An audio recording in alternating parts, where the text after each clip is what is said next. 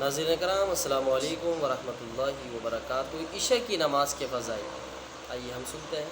منافقوں پر نماز فجر و عشاء بھاری ہے۔ حضرت سیدنا ابو ہریرہ رضی اللہ عنہ سے روایت ہے کہ تاجدار مدینہ صلی اللہ علیہ وسلم کا فرمان عبرت نشان ہے، سب نمازوں میں زیادہ گرا یعنی بوجھ والی، سب نمازوں میں زیادہ گرا یعنی بوجھ والی منافقوں پر نماز عشاء اور فجر ہے، اور جو ان میں فضیلت ہے اگر جانتے تو ضرور حاضر ہوتے، اگرچہ سرین یعنی بیٹھنے میں بدن کا جو حصہ زمین پر لگتا ہے اس کے بل گھسیٹتے ہوئے یعنی جیسے بھی ممکن ہوتا آتے۔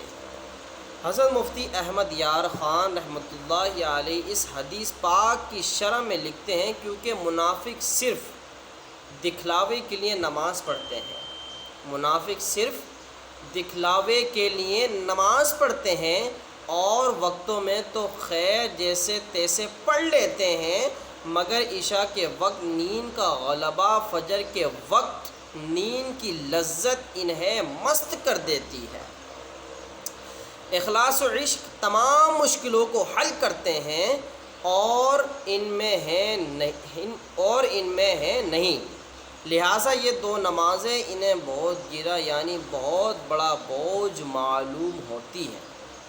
اس سے معلوم ہوا کہ جو مسلمان ان دو نمازوں میں سستی کریں، نماز عشاء میں اور نماز فجر میں جو مسلمان سستی کریں وہ منافقوں سے کام کرتا ہے، وہ منافقوں سے کام کرتا ہے۔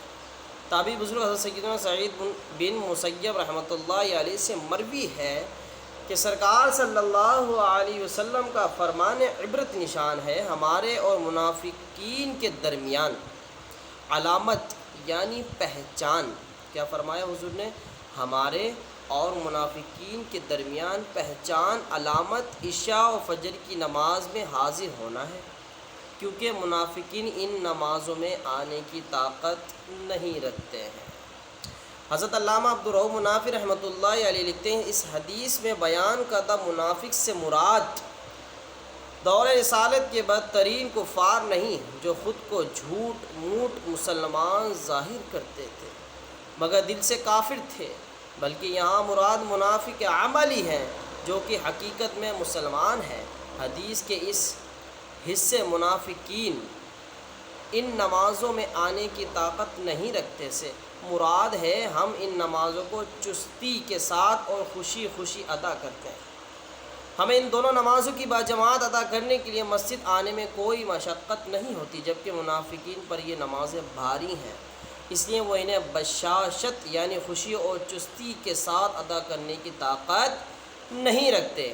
آگے چل کر فرماتے ہیں، واضح رہے کہ منافق عملی عبادت قائم کرنے کے لیے نہیں بلکہ عادت کی وجہ سے نماز پڑھتا ہے، اور چونکہ اس کا نفس نماز پڑھنے کو ناپسند کرتا ہے اس لیے وہ سب کے ساتھ نہیں بلکہ اپنے گھر میں تنہا نماز پڑھتا ہے۔ آگے مزید تحریر کرتے ہیں، بعض عارفین یعنی اللہ پاک کی پہچان رکھنے والوں کا قول ہے، نماز فجر باجماعت پابندی سے پڑھنے سے، نماز فجر باجماعت پابندی سے پڑھنے سے دنیا کے مشکل کام آسان ہو جاتے ہیں۔ تو ہمیں کیا کرنا چاہیے؟ نماز فجر کے اندر سو جانا چاہیے، ایسا ہی نا؟ نماز فجر بھائی ہمیں پڑھنی ہے، نماز فجر بھی پڑھنی ہے، ظہر بھی پڑھنی ہے، عصر بھی پڑھنی ہے، مغرب بھی پڑھنی ہے، عشاء بھی پڑھنی ہے، پانچوں نمازیں ہیں وہ ضرور پڑھنی ہے، کیونکہ حضور علیہ الصلاۃ والسلام کی یہ نماز آنکھوں کی ٹھنڈک ہے، اور ہم اور آپ اور میں الحمدللہ ثم الحمدللہ حضور کے امتی ہیں، مگر آج امتی نماز فجر میں سو رہا ہوتا ہے۔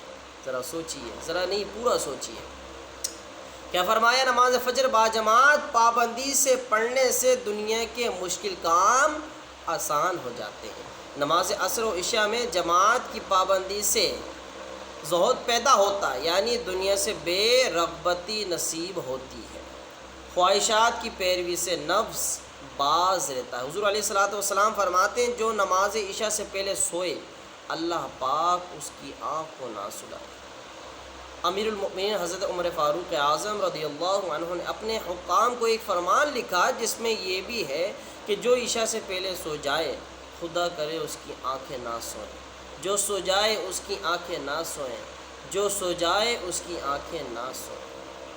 تو ہمیں ذرا سوچنا چاہیے کہ ہم نماز کی پابندی نہیں کرتے، ان کے لیے کیا وعید ہے، اور جو نماز پڑھتے ہی نہیں ان کو ذرا سوچنا چاہیے کہ ہم نماز پڑھتے نہیں، ہمارا کل بروز قیامت کیا ہوگا؟ سب سے پہلے سوال نماز کا ہوگا پیارے اسلامی بھائیوں، اور آج ہم نماز نہیں پڑھتے ہیں۔